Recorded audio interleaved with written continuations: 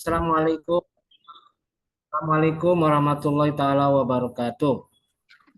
Waalaikum, Waalaikumsalam warahmatullahi wabarakatuh. Waalaikumsalam warahmatullahi wabarakatuh. Baik, bismillahirrahmanirrahim. Alhamdulillahirabbil alamin. Wa bihi nasta'in wa ala umuri dunya waddin. Wassalatu wassalamu ala asyrafil anbiya'i wal mursalin sayyidina wa maulana Muhammadin wa ala alihi wa sahbihi ajmain. Rabbi shrah li sadri wa yassir li amri wahlul 'uqdatam min lisani yafqahu qawli amma ba'du. Baik, kelas hari ini kita buka bersama-sama dengan membaca lafaz basmalah. Bismillahirrahmanirrahim. Bismillahirrahmanirrahim. Baik, mahasiswa HKID semester 3, saya pertama kali mohon maaf ya karena hari ini ada kendala pada akun Zoom saya sehingga terpaksa saya ganti akun baru. Jadi banyak kendala ternyata dengan akun baru. Jadi saya mohon maaf karena menghambat proses penukilan hari ini ya.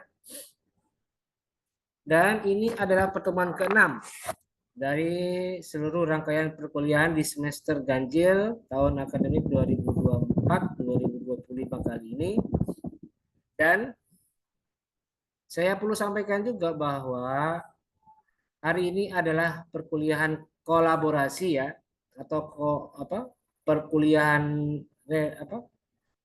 yang digabungkan antara pertemuan 6 dan 7. Kenapa digabungkan? Ya karena menyangkut durasi waktu perkuliahan yang hanya tinggal hari ini saja.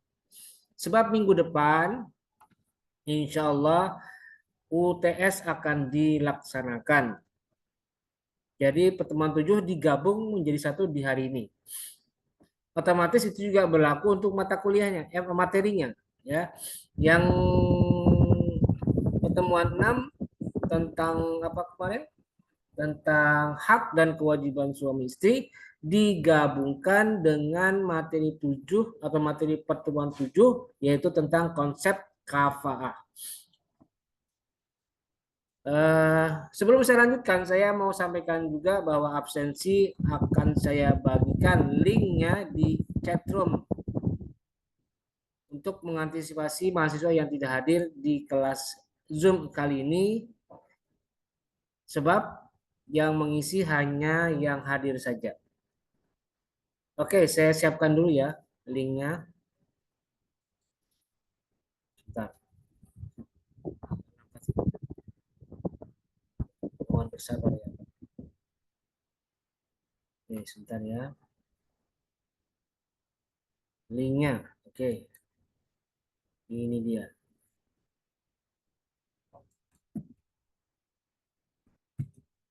Oke, baik, saya bagikan ini di chatroom.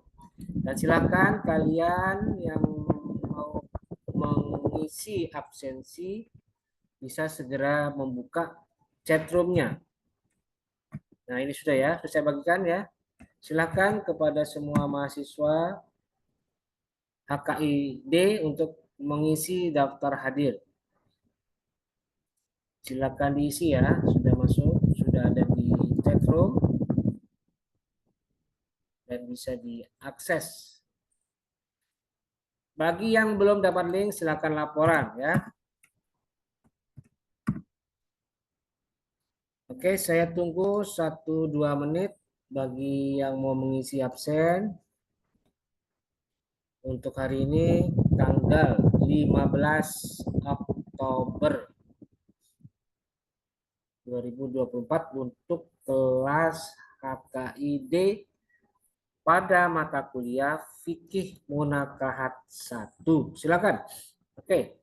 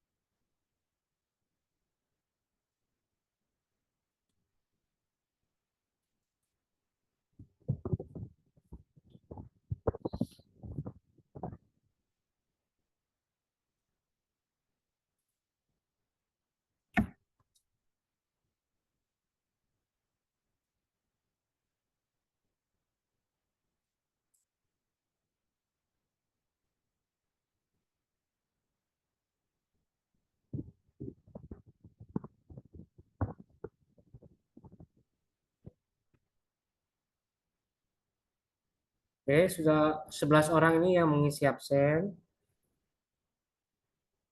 11 orang. Dari total yang hari ini masuk 23. Oke. Silakan diisi ya, sambil berjalannya waktu kita akan lanjutkan. Oke, baik. Eh, Perlu diperhatikan ya, karena ini waktu sudah terbatas, jadi saya hanya memberikan penjelasan mengenai materi secara singkat. Jadi dua materi tadi kita gabungkan menjadi satu, yaitu materi tentang hak kewajiban suami istri yang keenam dan yang ketujuh apa itu konsep kafaah. Dan saya sudah bagikan modulnya di GCR tadi pagi jam 6. Jadi yang sudah gabung di GCR silakan dibuka. Baik, untuk materi kelima tentang hak dan kewajiban suami istri, itu ada tiga ya, tiga bahan kajiannya. Pertama hak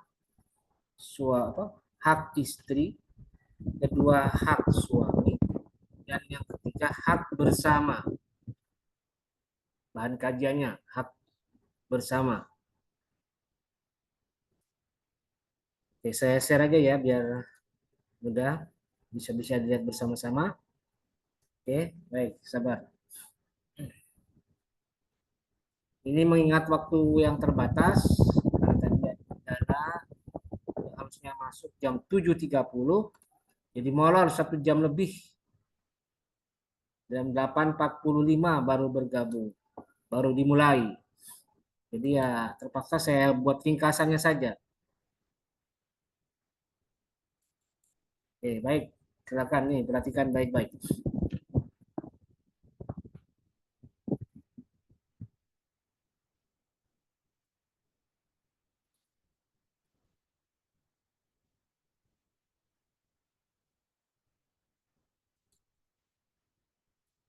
Sudah muncul belum? Nah, ini dia ya. Bahan kajiannya ada tiga, hak istri, hak suami, dan hak bersama. Oke, hak istri. Hak istri itu sebenarnya bisa dilihat dari dua sisi. Pertama, hak material atau hukukun maliyatun, dan yang kedua hukukun ghairu maliyatin atau hak non material. Apa itu hak material? Ya tentu saja yang berhubungan dengan mahar dan nafkah. Nafkah lahir,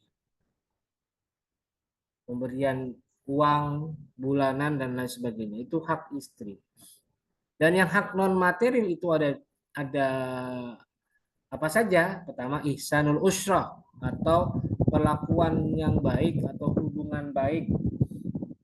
Wal muamalatut thayyibah, hubungan yang baik. Muamalah, hubungan thayyibah yang baik. Wal adlu, dan sikap adil yang harus diperlihatkan oleh suami kepada istrinya.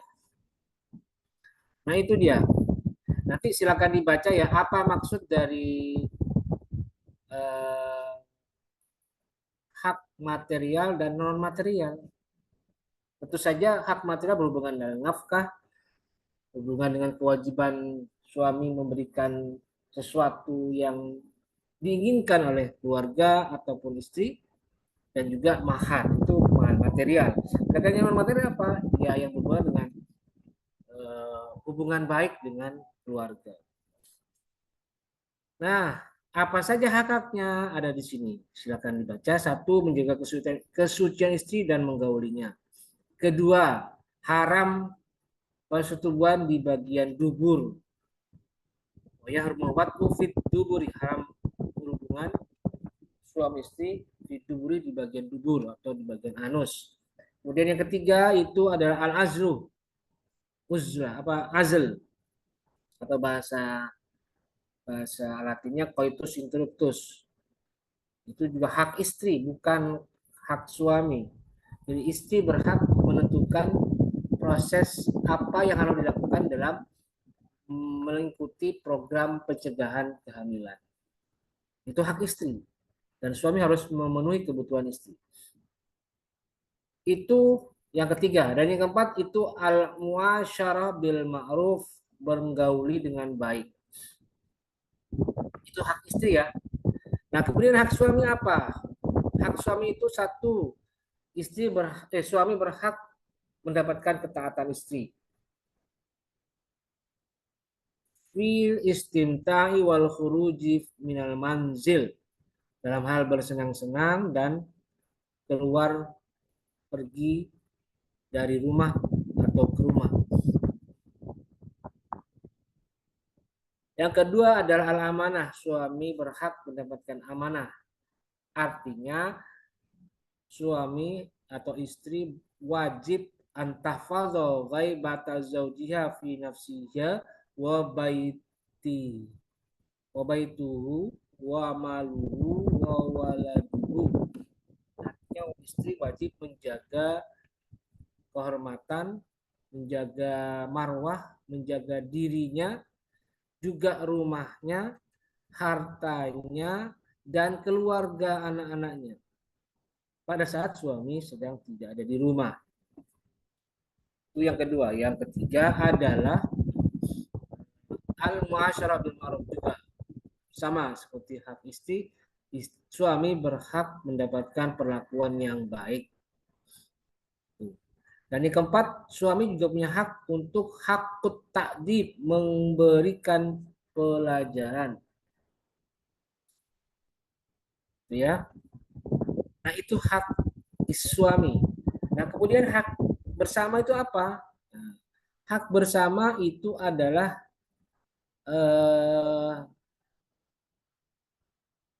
apa?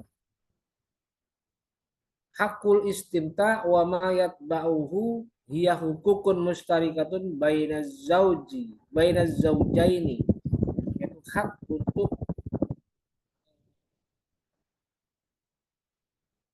untuk menyetubuhi atau bersenang-senang, dan hak lain yang menyertainya di dalam hak bersama antara suami istri.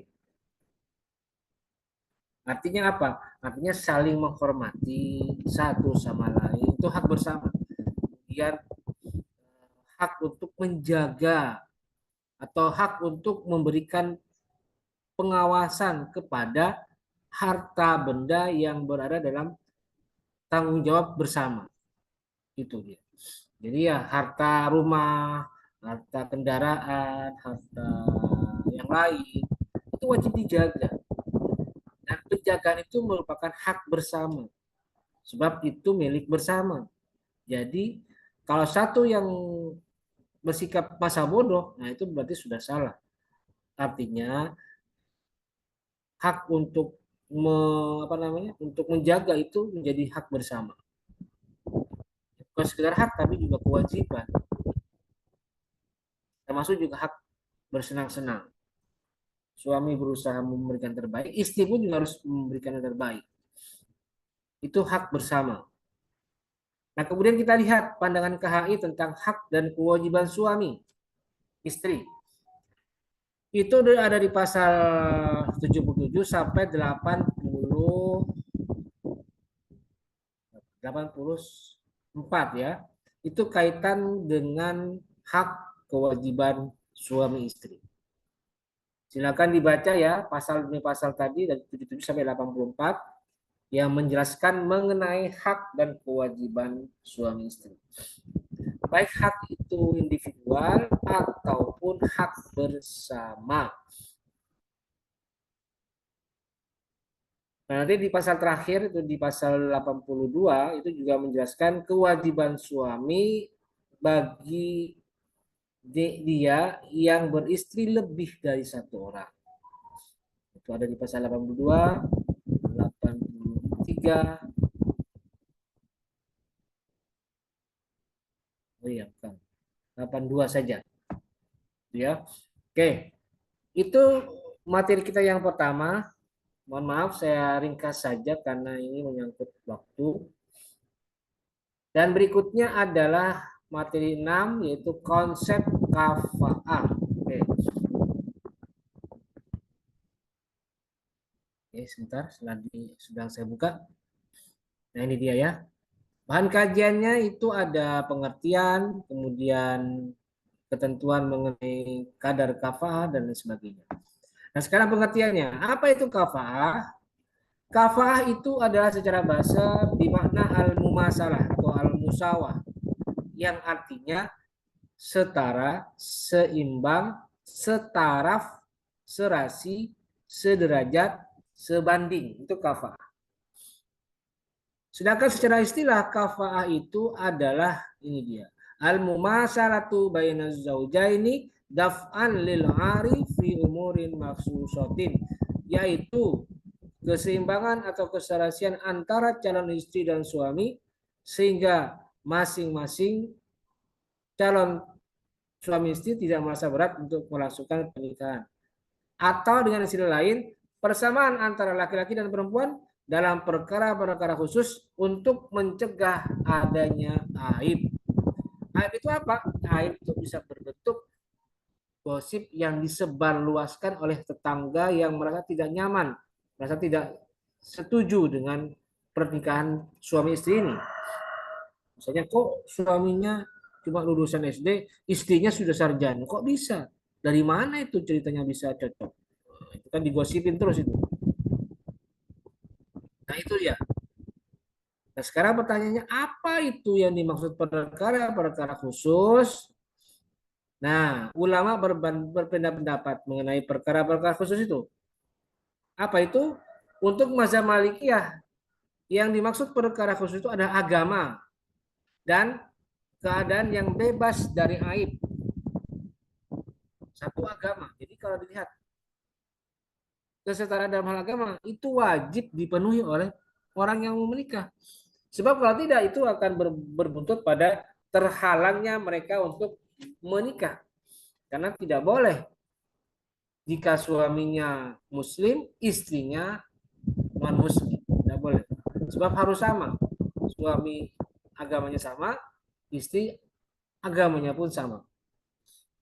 Itu mazhab Malikiyah. Dan yang kedua adalah aib, bebas dari aib. Artinya apa? Tidak ada penyakit, tidak punya sesuatu yang mengkhawatirkan, tidak punya hal yang justru menimbulkan masalah berupa rasa sakit di kemudian hari. Cacat atau aib. Nah, sedangkan menurut mazhab ulama, jumhur ulama, selain Malikiyah, perkara-perkara khusus itu maksudnya apa? Satu, agama. Dua, nasab. Tiga, kemerdekaan. Dan yang keempat, pekerjaan atau al-kasab. Al-kasab, al-hurriyah, an-nasab, dan ad-din. Agamanya gimana? Harus sama. Nasabnya gimana? Harus yang sebaiknya cocok. Karena derajatnya sama. Sama-sama punya keturunan baik. Punya nenek moyang yang baik. Kemudian hurriyah. Harus sama-sama merdeka. Bukan budak. Dan pekerjaannya layak dan bisa dibanggakan. Itu menurut jumhur ulama. Sedangkan menurut Hanafiyah dan Hanabilah itu termasuk ditambah satu faktor harta atau kekayaan.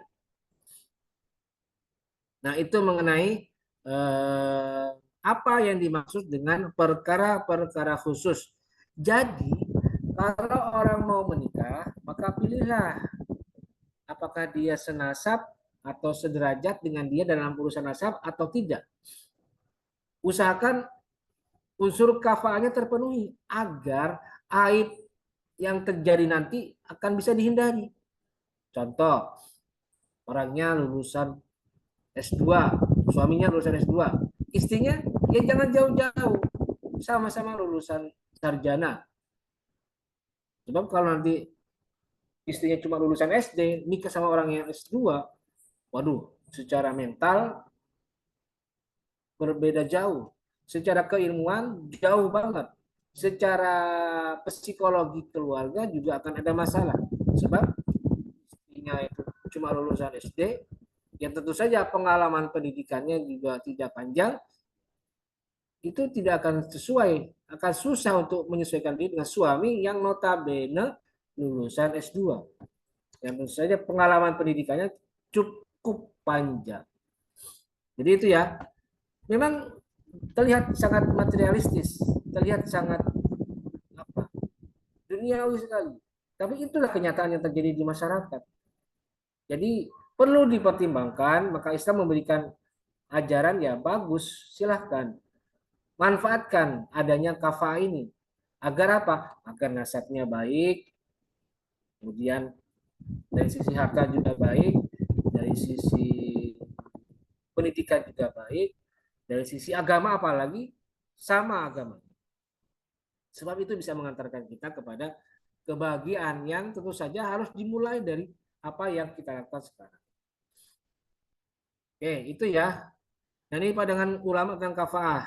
Nah, ini dia. Silakan dibaca sendiri ya. Ini dalilnya.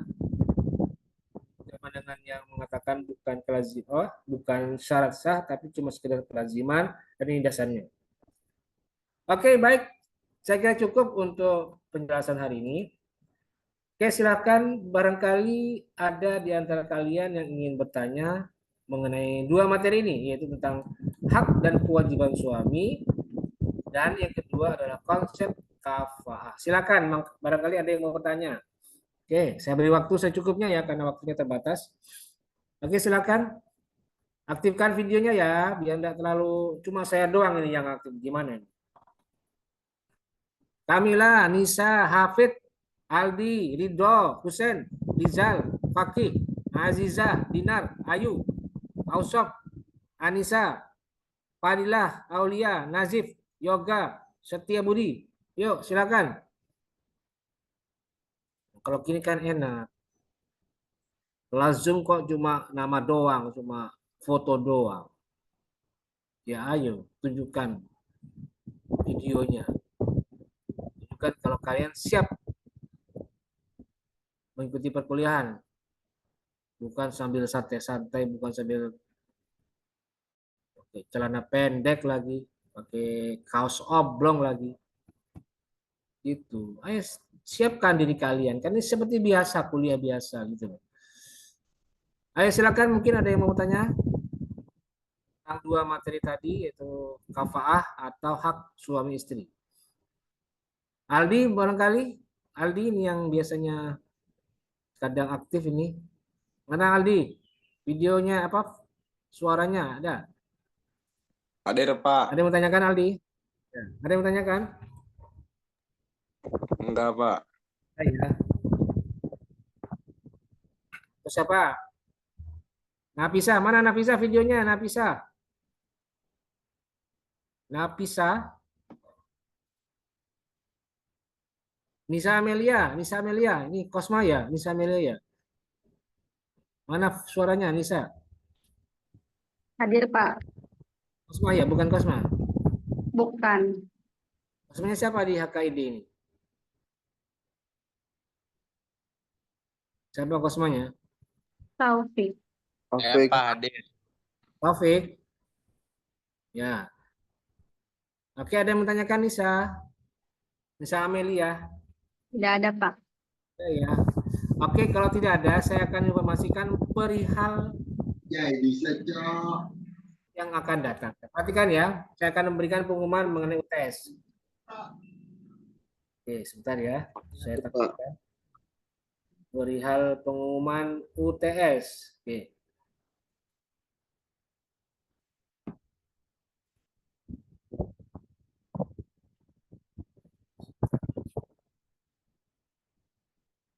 Ya, oke, saya share. Perhatikan.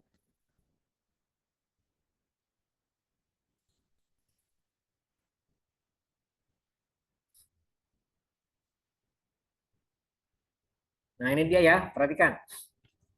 Berkenaan dengan UTS yang akan kita laksanakan minggu depan, hari Rabu Selasa, tanggal 22 Oktober ya. Pukul 08.30. Nah, perhatikan. Kenapa kok saya taruh UTS-nya di jam 8.30, bukan 7.30? Nih, saya jelaskan ya. Karena minggu depan saya baru berangkat dari Jawa itu jam 9 malam naik kereta. Dengan menempuh perjalanan cukup panjang, kemungkinan saya baru sampai di Jakarta di Pasar Senen itu jam 4.15. Setelah itu saya sampai di Jakarta, ya sholat subuh segala macam, saya mandi di stasiun. Nanti setelah selesai saya langsung berangkat menggunakan KRL dari Pasar Senen ke Rangkas. Menurut perkiraan, setelah saya cek informasinya, itu kereta baru berangkat dari Pasar Senen atau Tanah Abang, itu baru jam 05. Jam 5 baru berangkat. Dan kemungkinan sampai di Rangkas itu jam 6 atau jam 7. Kurang lebih segitu ya, 6, 7 kurang gitu ya. Setengah 7 lah kalau tidak salah. Nah, kemudian nanti saya baru ganti kereta lagi dari Rangkas ke Walantaka. Nah, diperkirakan sampai di Walantaka itu jam setengah 8 atau jam 8 lewat, atau jam setengah 8 lewat. Jadi, berdasarkan perhitungan durasi kedatangan saya di Serang, itu kayaknya molor kalau jam 7.30 baru kita UTS. Jadi saya pertimbangkan, ya sudahlah kalau begitu, saya undur saja pelaksanaan UTS yang harusnya 7.30 jadi 8.30, karena saya juga memperhitungkan durasi perjalanan saya dari Jawa ke Serang. Jadi ya begitu ya. Makanya saya ubah itu jamnya menjadi 8.30. Kalau nanti ada sesuatu yang berubah ya nanti saya akan informasikan, saya beritahukan kepada kalian. Dan tidak masalah karena kita kan waktunya panjang ya. Kelas HKID cukup panjang dari jam 7.30 sampai jam 10. Kalau kelas HKID setelah saya ada MK apa lagi? Coba saya ingin tahu. Siapa lagi? Apa? Fikih zakat. Fikih zakat jam berapa? Jam 10 ya? Jam berapa fikih zakatnya? Iya, jam 10. Jam 10, Pak. Jadi masih cukup panjang ya. Karena kita kan 3 SKS. Jadi masih cukup lah itu. 8.30 sampai selesai cukup untuk pelaksanaan UTS. Oke, baik. Berikutnya yang berkaitan dengan ujian ini satu. Nih, perhatikan. UTS dilaksanakan secara online, daring, dan dalam pengawasan secara langsung atau offline di kelas. Jadi saya nanti di saat UTS itu akan menerapkan ujian online. Artinya ujiannya tidak perlu pakai kertas, tidak perlu pakai lembaran soal, tidak perlu pakai lembar jawaban. Murni saya gunakan paperless tanpa kertas. Yang harus kalian siapkan berarti apa? Ya, itu HP atau laptop dengan koneksi internet yang baik. Jadi itu ya, tolong diperhatikan. Ujiannya ujian online, tapi saya awasi secara offline.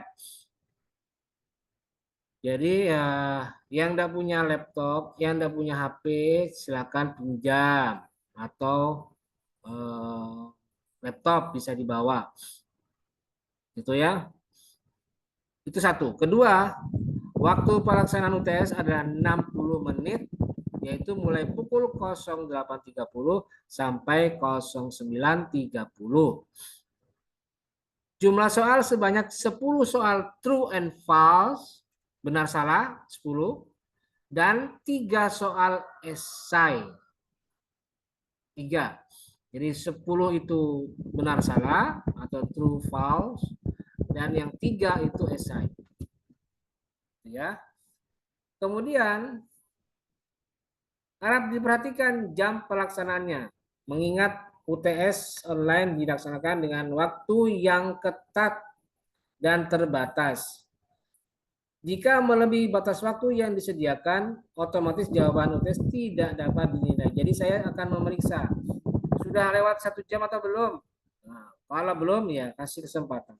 Tapi kalau sudah habis, ingat, sudah habis saya akan tutup tanpa pandang bulu. Ingat ya, tanpa pandang siapa yang belum.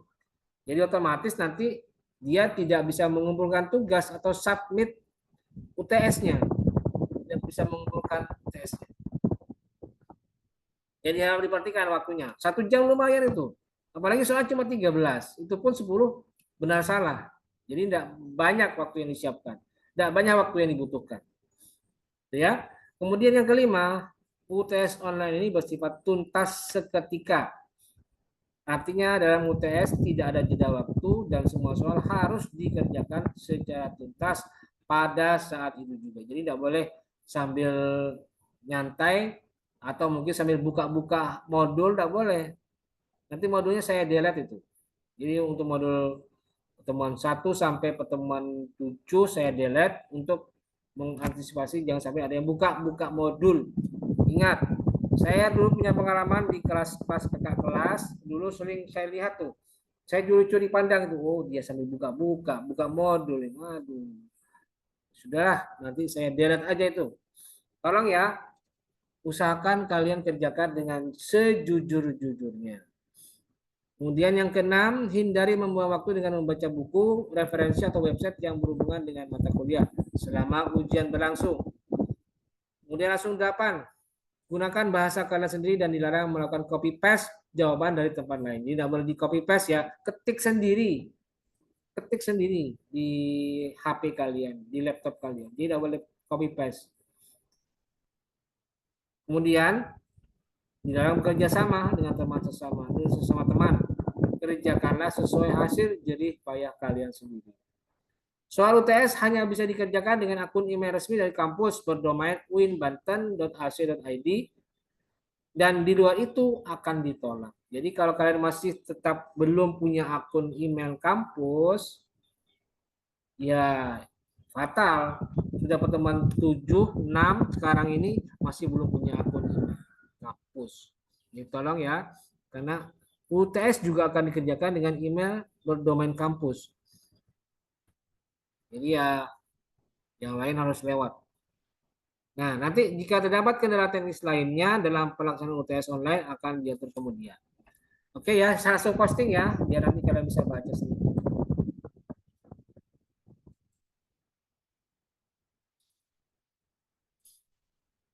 Nah, oke baik. Ada yang mau bertanya mengenai ketentuan untuk UTS kali ini?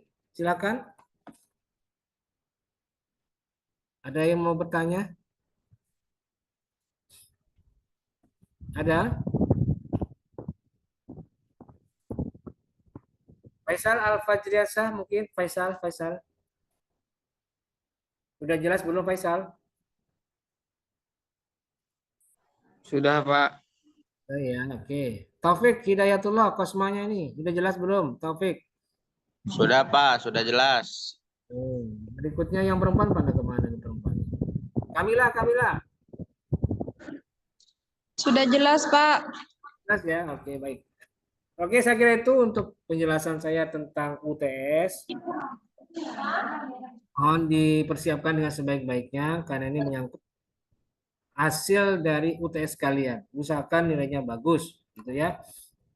Dan nanti soal UTS 1 sampai 10 ya, perhatikan.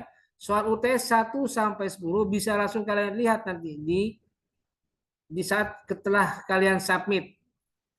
Nanti setelah selesai soal dari 1 sampai 13 dikerjakan, 1 sampai 13 dikerjakan, maka kalian wajib menekan tombol submit. Ingat ya, submit artinya dikumpulkan. Kalau ternyata belum disubmit, ya berarti belum dikumpulkan, berarti belum keluar itu nilainya. Ingat ya, saya ingatkan, disubmit setelah selesai, sebelum kalian kumpulkan, dicek lagi, ulangi lagi, dilihat apa sudah betul atau masih ada kesalahan atau gimana, dicek lagi. Nah, kalau sudah yakin selesai, lengkap, 1 sampai 13 jawabannya lengkap, langsung disubmit ya. Ingat, disubmit. Nah, nanti setelah disubmit, soal nomor 1 sampai 10 yang benar salah tadi, itu langsung muncul skornya. Benar apa salah? Langsung muncul. Tapi untuk soal nomor 11 sampai 13, tunggu saya koreksi. Ya mungkin 1 minggu setelahnya baru bisa dilihat. Jadi saya ulangi lagi. Soal nomor 1 sampai 10 bisa langsung dilihat skornya. Berapa skornya? Sedangkan untuk soal nomor 11 sampai 13 tunggu sampai saya koreksi dulu. Ya mungkin sekitar 1 minggu dari UTS. Kayak gitu ya. Dan sebelum saya akhiri, saya akan cross check kehadiran dari kelas HKID untuk hari ini, ya. Di sini tercantum 28 mahasiswa. Oke. Coba saya ingin tahu. Sudah ada 28 nih. Oke, saya cek dulu ya. Perhatikan. Yang pertama itu Nur Aziza ada. Ada Nur Aziza? Ya, tapi suaranya dinaikin dong, jangan diam. Cuma jangan. Pak, maaf Pak. Oke, berikutnya Dinar Kuntum Maula. Ada Dinar? Mana Hadir Dinar? Pak. Hadir ya. Ada Pak. Ya, berikutnya Taufik Hidayatullah ada ya, Taufik ya. Hadir, Pak. Hafid Hardiansyah ada Hafid? Mana Hafid? Lagi di kamar mandi, Pak, Hafidnya. Ya, tanggung jawabnya Taufik ya. Berikutnya Dian Syahrul, ada Syahrul, Dian. Hafid ada Pak, Hafid. Ada Pak. Dian Syahrul ada. Hadir. Oke, ya. Baik, Hafid berikutnya Pak, Hafid. Ya. Ahmad Setiabudi. Hadir Pak, hadir. Ya, baik, berikutnya Nisa Amelia Putri ada Nisa. Hadir, Pak. Oke, ya, baik, berikutnya Muhammad Ausof Nabil. Ausof ada. Pak, hadir. Ya. Ya. Fakih atau Ilah ada. Hadir Pak. Ya, baik, berikutnya Siti Rohatul Kamila. Ada Kamila. Hadir, Pak. Hadir. Oke, berikutnya Evan Nirvana Muslim. Ada Evan. Hadir Pak, hadir. Oke, berikutnya Siti Fadilah. Ada Fadilah. Hadir, Pak. Hadir ya. Oke, berikutnya Rifki Hussein Ar-Rashid ada. Hadir Pak, hadir. Ya, berikutnya Rizal Amri Maftuhi ada Rizal. Hadir. Ya, berikutnya Salwa Az-Zahratun Nur ada Salwa. Oke, ya, berikutnya Ahmad Fauzul Muttaqin ada Fauzul. Hadir Pak. Oke, ya, berikutnya siapa ini? Siti Napisah ada Napisah. Hadir Pak. Oke, berikutnya Ayu Herdianti ada Ayu. Hadir roh Bapak. Oke, berikutnya Yoga Maulana Gading ada Yoga. Hadir Ayo. Pak, hadir. Oh, kamu gabung sama Nazif ini? Ya, nggak bisa kameranya. Iya, baik. Berikutnya Nazif Najmuddin ada Nazif. Hadir Pak. Ya, berikutnya Muhammad Aldi Nastiar ada Aldi. Hadir Pak, hadir. Baik, berikutnya Kanna Kamalia ada. Kanna. Hadir, roh, Pak. Ya, oke. Berikutnya Ridho Zikri ada. Hadir Pak. Mana Hadir, Ridho? hadir, hadir. Ya, berikutnya Muhammad Rizki Adam. Adam. Mana Rizki? Hadir Pak, hadir Pak. Oke, ya. Berikutnya Khairul Ismunandar ada Khairul. Ada Khairul? Hah? Ada Khairul? Hadir, Pak. Hadir, hadir. Mana nih kamu? Yang mana kamu? HP saya nggak bisa diakses, Pak. Oh, yang mana kamu? Yang mana? Kamu gabung sama Taufik? Iya, Pak. HP saya nggak bisa diakses.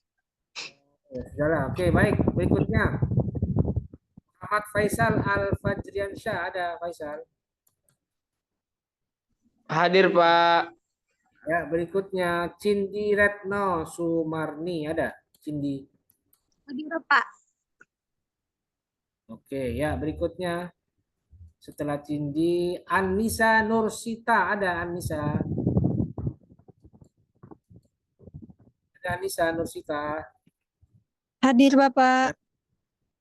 Ya, berikutnya yang terakhir Aulia Nurmalasari, ada Aulia?